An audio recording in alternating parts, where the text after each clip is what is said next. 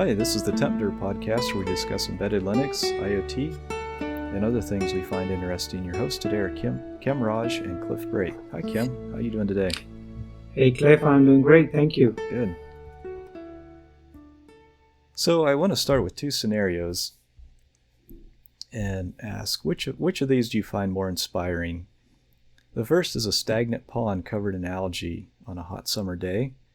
And then the second scenario is a fast-flowing mountain stream. So, Kim, what are we talking about today? So we are talking about why you should share your work early and often. And that really fits into, the scenarios you presented. And it's a good analogy. And, you do development, and there are two scenarios where you do everything in private, and then you basically don't share it with any of your users or collaborators or others, and then you give a significant body of work get done, and then that's the time you share it with others, integrate other kind of activities start. And the second approach is that you basically start early when even you haven't written a single line of code maybe. And a lot of times people might think that this applies to open source, but I want to be clear that this is a philosophy for development that should work across all kind of developer workflows, whether open source or behind the firewalls or any process, any workflow, not only software. Yeah, that's an excellent point. So we're talking about any team doing development. It could be inside of a company, and this is based on our experiences, working on many different teams over the years, and also the things we've learned in open source projects. We feel there's some good lessons there, and we've tried to take those to all of the projects we work on, really. So why should we do this? Why should we share early and often? Yeah. So it has quite a few positives, given that, you also take care of the guardrails that you have to put through. Obviously, you may be in a situation where you cannot share because of, your constraints that you might have with technology and design and everything. But given all that is sorted out, the early sharing is all about that you put out your idea, maybe as a suggestion or as a email or whatever, you start formulating that into a bigger idea and implementation. What it does is it basically gets eyes of interested folks, who are basically either the consumers of this eventually or developers maybe who will collaborate with you. They basically get involved very early on, and it basically is also giving a seat at the table for someone who would be a consumer of this later on, and they would feel like they can have their say at very early on when this is being put together. What this does is it builds trust. It builds trust because everybody can contribute to it, and the fact that there is a close-knit loop that develops as feedback, you start building this trust between your end users or the collaborators that will come onto your project. Mm-hmm. Yeah, it's really important for stakeholders to know that stuff's happening, because one of the worst scenarios on a development team is where stuff just doesn't happen, and that happens way too often. So there's many reasons why this philosophy or this culture works, and one thing I feel it does is it injects energy into the team, and that's why I compare it to a fast-flowing mountain stream. So people are doing work, and it's continually being put into the stream, and the stream is flowing by everybody that's involved in the project. Everybody can see what's happening. And most of this is just a cursory glance at the stream, and they're not looking into the details. But they're seeing stuff go by, and occasionally someone may say, "Oh, that looks interesting. I want to dig into that more." So they'll look at a pull request or have a conversation, whatever. But everything's transparent, and this this flow of work, when you see things happening, it injects energy into the team. It's a contagious, it's like, it just really helps to see other things get done. You feel like you're not alone, and it's a good feeling, and it's really how we work as humans. We're collaborative by nature. Yeah. So one of the advantages we have is we basically can spread the knowledge as well, because most of the time a lot of people will subscribe to it in a read-only mode, which means that they are watching that stream flow by and they're learning your technologies. Mm-hmm. Yeah, it's a good way to share knowledge and help people learn what you're doing. And I think the other aspects of you talked about energy is because, I do see this, that you're establishing a channel for communications, and energy flows through various channels of communication, whether it is verbal or written or any of those avenues for you to interact with other human beings. And definitely it creates that infrastructure for that, where your energy can flow between your team members or between your users and your community. And overall, it can be like, the second and third tier level users of your project as they see how your project is coming along. Yes. Yeah, very good. So another advantage of this methodology, I feel, is a reduced need for status meetings. And, one reason some teams hold status meetings is just accountability. Every week we check up and make sure things are getting done. But if the work is in the stream and there's nothing in the stream, then work's not getting done. Yeah. And I often tell people, if I don't see commits coming into Git, then I question, is stuff getting done?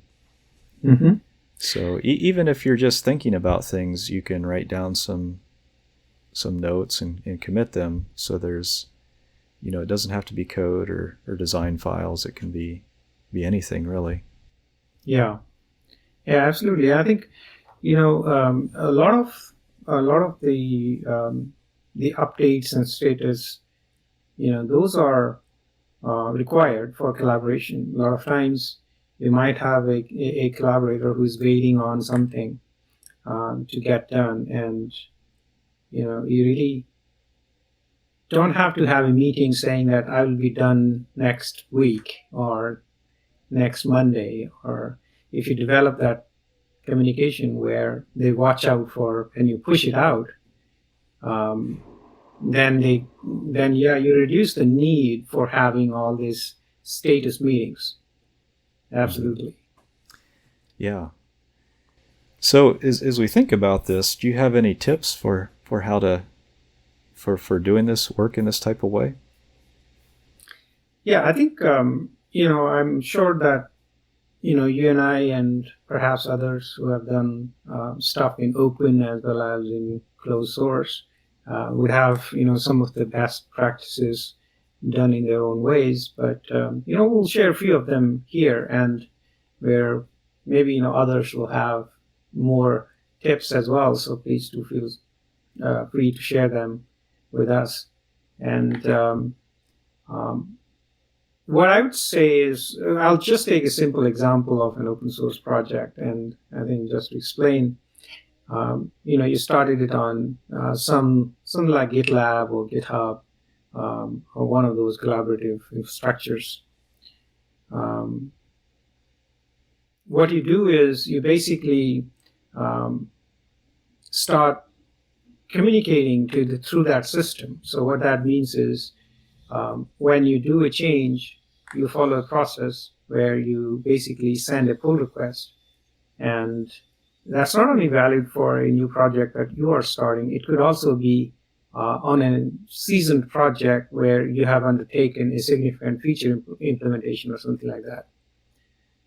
So what it does is, you could basically start a pull request, right? And if it is a long-standing feature, you could keep updating the pull request, which means that, okay, this week you did 4 things, and that resulted in 4 commits. And then next week you did another 4, it became 8.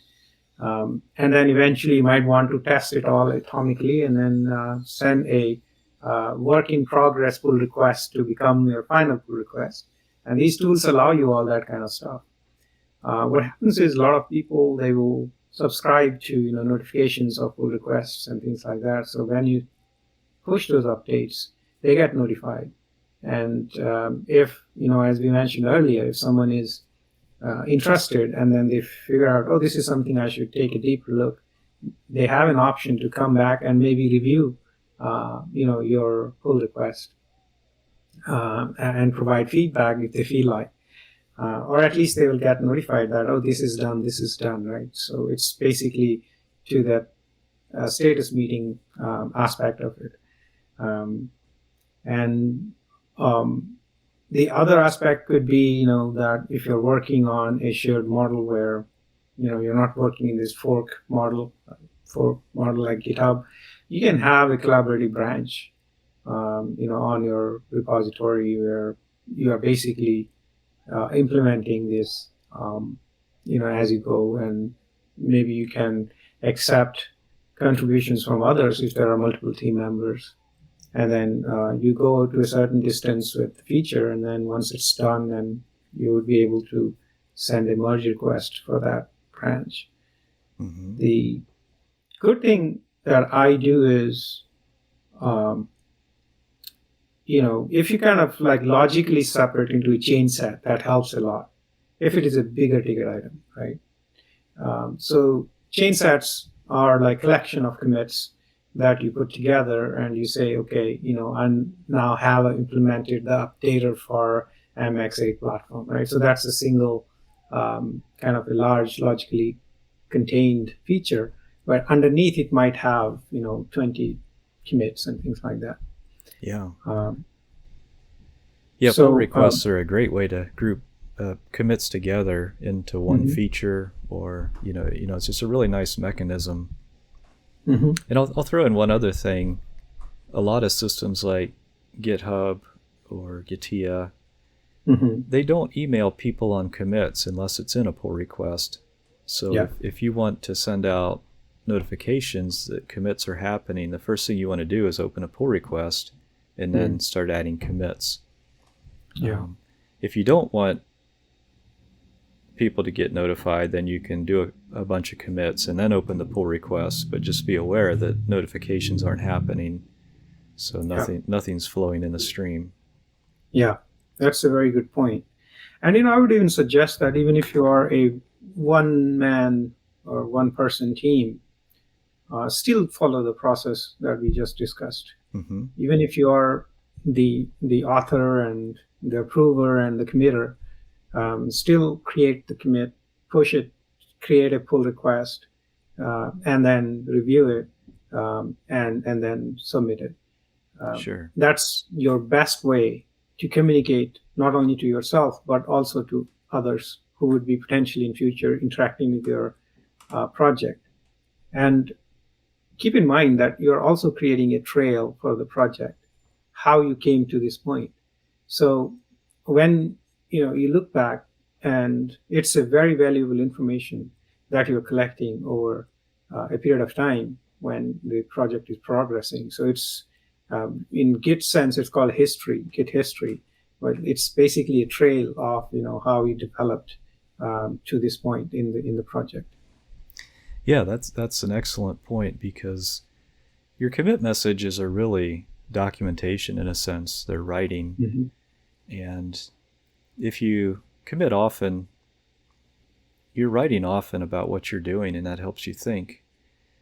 So a lot of this we may think about as a benefit for others on the team or the stakeholders, but really Hmm. it's primarily a benefit for ourselves. You know, Yeah. if we organize our work, if we write about it, if we group it into, you know, groups of work, that just helps us. And even for a team of one on an open source project, there's huge advantages to Yep. following the same methodology. And Yeah. I certainly do that. Yeah. Yeah. And I think a lot of times, we get um, this notion of that, we start coding.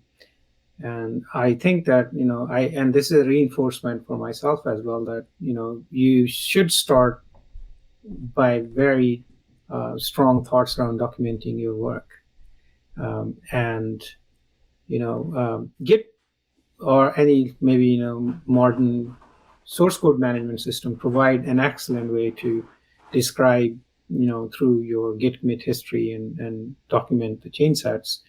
But it's also important that you start with a a documentation system that is alongside with your project, because anybody that you're sharing your work with, there are different kind of people who will interact with it, right? And some of them might be the end users who do not understand or don't want to look into the code, but they want to look at the APIs or perhaps how it interacts with the inputs and what the outputs are. And so, I think document enough, right? Document enough.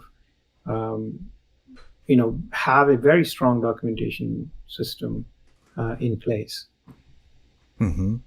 Yeah, that's a great point. You know, even before we're ready to write code, we can be committing notes and documentation Hmm. into the stream, and that's again, we do our best thinking when we're writing. So that's just a good disciplined way to start your Hmm. project.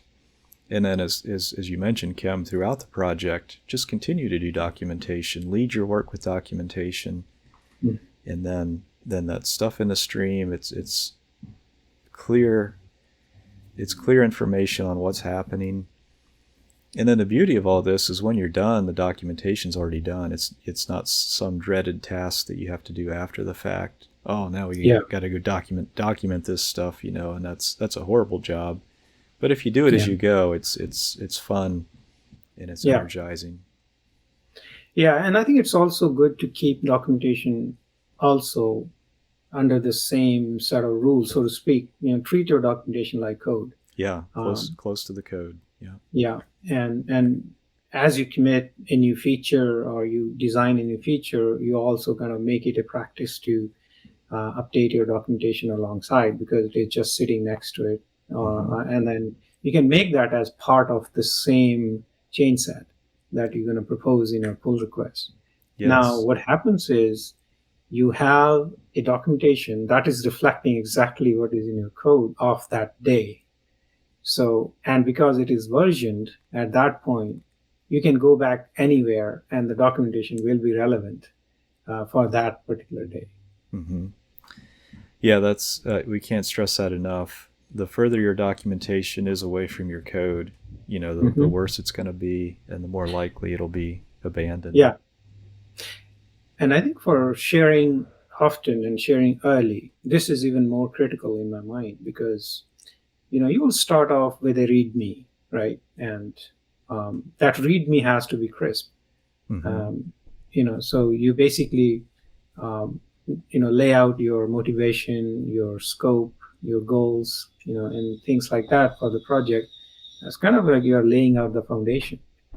And if you don't do that, then people would be deciphering your code, reading through the code, and trying to understand the overall goal of the projects, and how they can fit in their contributions. Um, and so in order for you to share it effectively, it becomes quite a handy tool.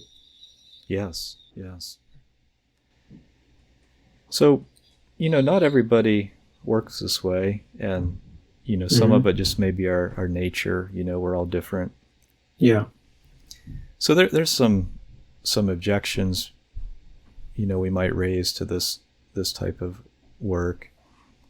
And sure. and I should say up front, there are times to go off by yourself and do focused, uninterrupted research and deep thinking. So I'm not advocating this is the perfect scenario for every type of work. Great things have come out of people going off and Hmm. shutting off all distractions and coming up with very innovative and new things.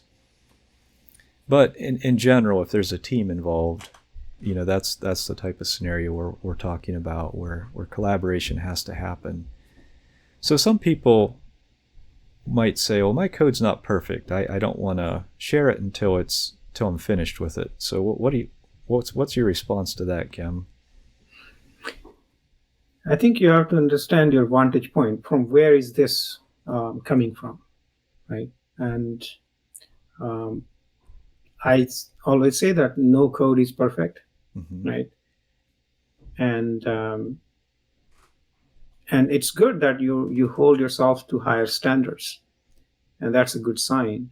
And I'm sure that you will improve upon always because you have the right mindset. I would be worried about a person who's saying this is a perfect piece of code, go use it, right? Sure.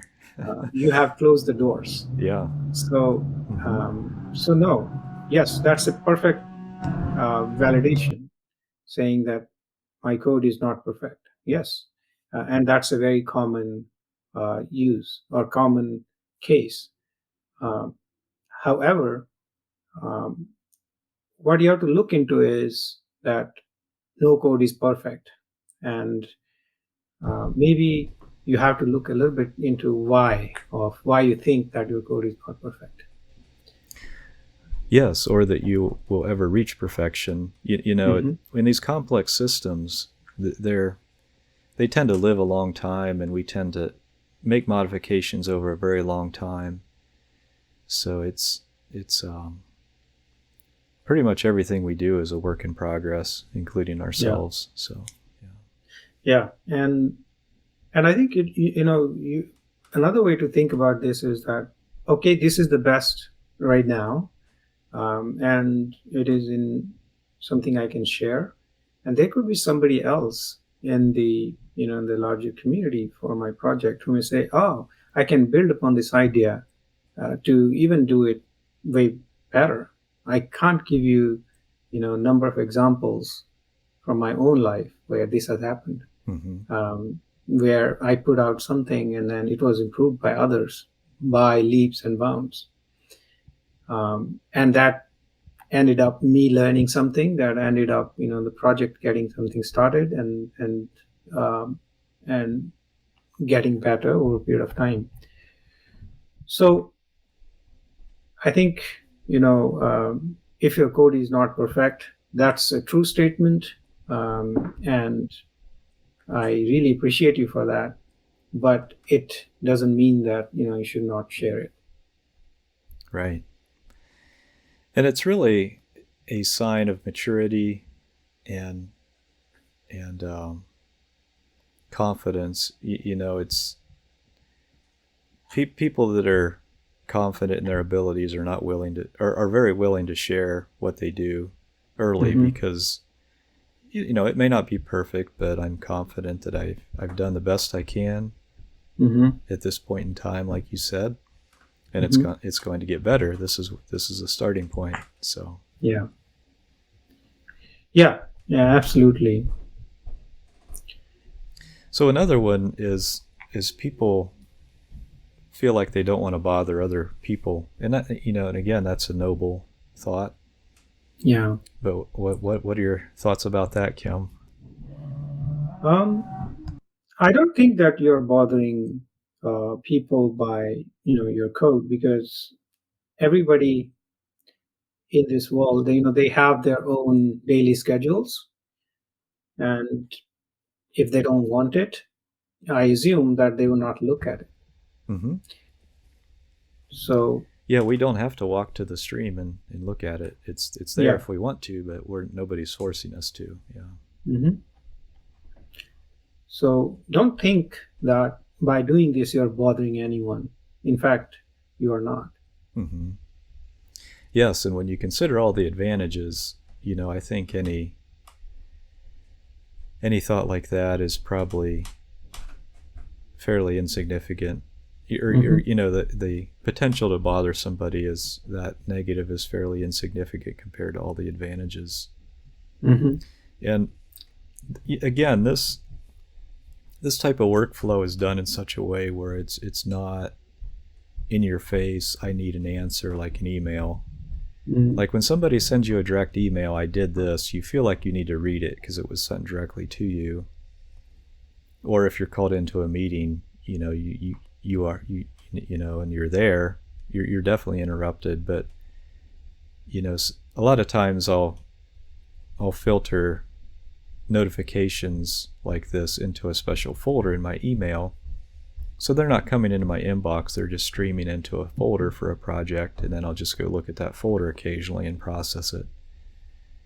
So again, this type of flow, when you send information through a like GitHub or Getia or Trello or some system like that, it really channels the stream of information into its own channel and out of your inbox so that you can process it in an optimal way. Absolutely correct. Yes. Okay, so another objection might be, this is throwaway work or experiments, and it's going to get redone anyway, so I'm not going to push this into the stream. Yeah. So, I have a little different opinion about it. No work is a throwaway work. And, the testimony for that fact is the invention of Git. The reason people didn't commit often, in the past, and, they basically, SCM systems were friction for them because, they were not light, on commits and all. It was a special event.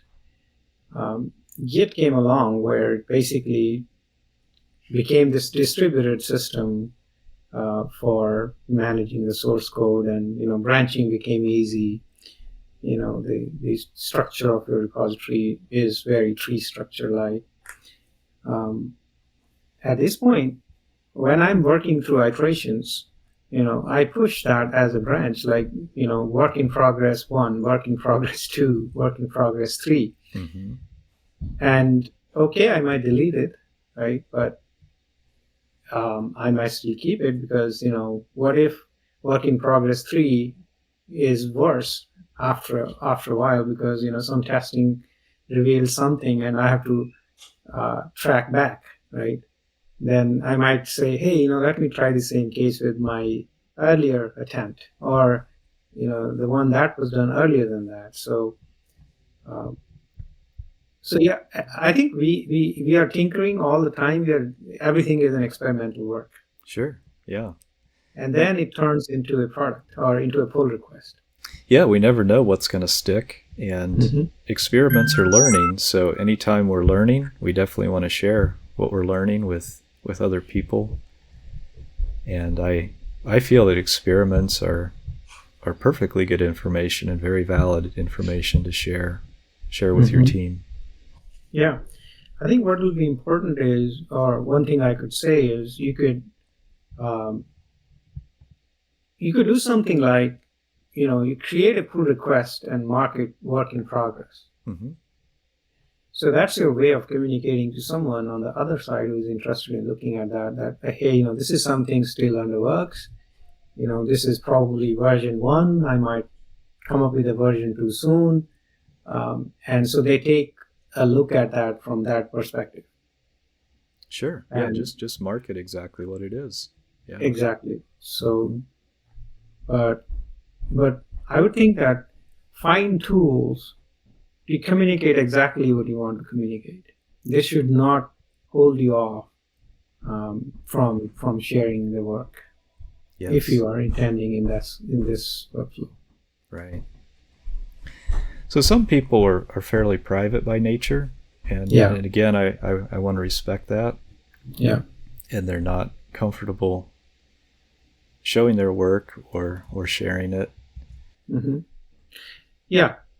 And I agree with you. I think I respect that as well. And, it is a fact. I think, at one big, large company, it was kind of,